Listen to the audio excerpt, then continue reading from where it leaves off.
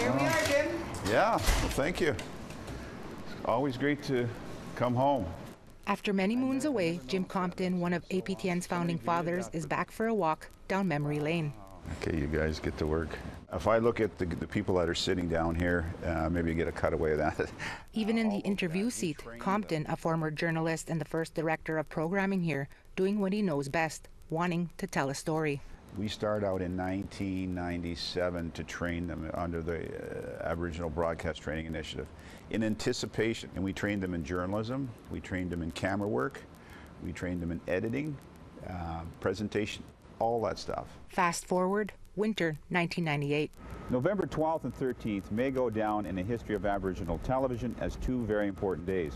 Heavy hitters in the Indigenous community were meeting with the Canadian Radio, Television and Telecommunications Commission, or the CRTC. We had just come off the Royal Commission on Aboriginal Peoples. It called for a bigger voice for Indigenous people, and we had a Northern network, which is key. I mean, the North, through the communication societies, had that pull with CRTC. The Aboriginal Peoples Television Network will be the first of its kind anywhere. September 1st, 1999. Yeah. So today we're partying like it's 1999 again. We're celebrating that day. Do I remember that day? When I was driving here, I was thinking, wow. I remember driving the same route because I live at the same house.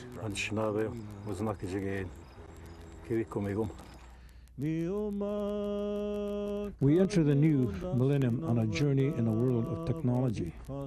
We started off in a spiritual way. I know my dad, Tabasanakot, he gave a pipe to APTN, and that pipe sits in the boardroom of APTN. And so that pipe has carried us 25 years, and I think it'll carry us another 100. We smoked this on the opening day. Compton's talking about a 3-hour live broadcast from the historic Fork site here in Winnipeg. Beamed by satellite into homes all across Canada. It included a concert with performances from all the who's who of the 90s. Top Hat Singers is a brand new choral. So yeah, it was all very exciting, heart thumping too. I mean, you know, going live and just hoping that everything went off without a hitch, and it did, except for the end. But we won't talk about that.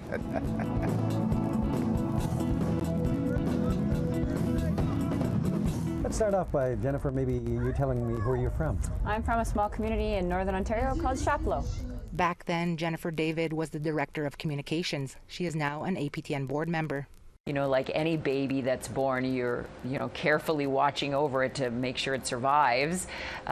In those early years, it really was a kind of crazy time. But I don't think any of us doubted that there was success in the future for APTN. We knew there was a long road. David even wrote a book about the launch called Original People, Original Television. It's being re-released this month for APTN 25. 25 is still not that old. I mean, if it was a person, they could finally rent a car. Indigenous issues, especially since the Truth and Reconciliation Commission, are only becoming more prominent.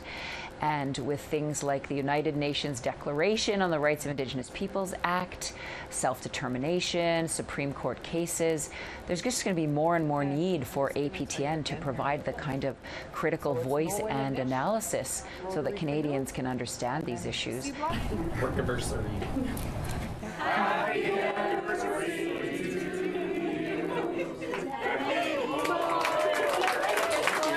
Wayne McKenzie, another day one OG, doing life here intentionally and purposefully. For those that don't know, APTN wasn't an accident for me. It wasn't me wandering off. I set my sights on a national television network for Indigenous programming since about 1981 or 82.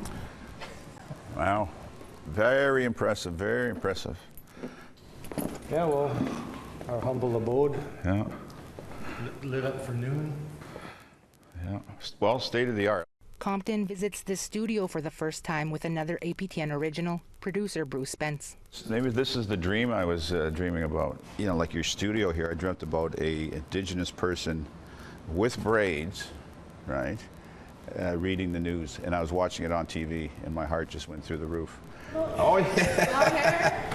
Yes. Yes. Hey, how you doing? Love your stuff. Thank you. Yeah. How you been? Good. Nice story. Sandra Seidel is our lineup producer now. She was one of the original students Compton and others trained in anticipation for this. I'm Carol Adams. My background is Cree and Dene, originally from northern Saskatchewan. I'm your host for Envision News. In fact, the majority of our news, programming, and technical staff is of First Nations, Métis, or Inuit ancestry. So Sandra, I hear you're one of the OGs here. Heck yeah.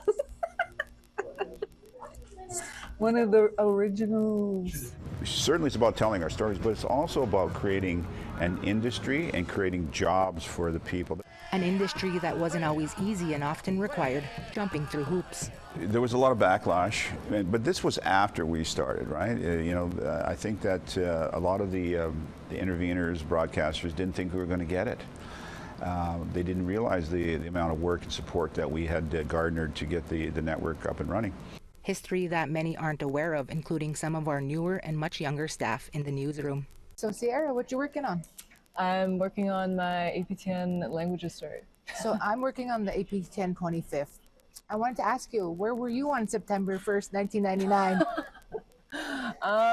Not on this earth yet. In fact, Compton says if you weren't around in the beginning, you wouldn't know of the struggle of the early years, nor should you, he says, because the only way forward is up. Our goal, our number one goal, is to inspire. Thank you for being an essential part of the journey, for helping us reach this incredible milestone. Cool! What else do we got? Go inside this APTN 25th anniversary mug. So good. Cheers to 25! T.R. Wheatley, APTN National News, Winnipeg.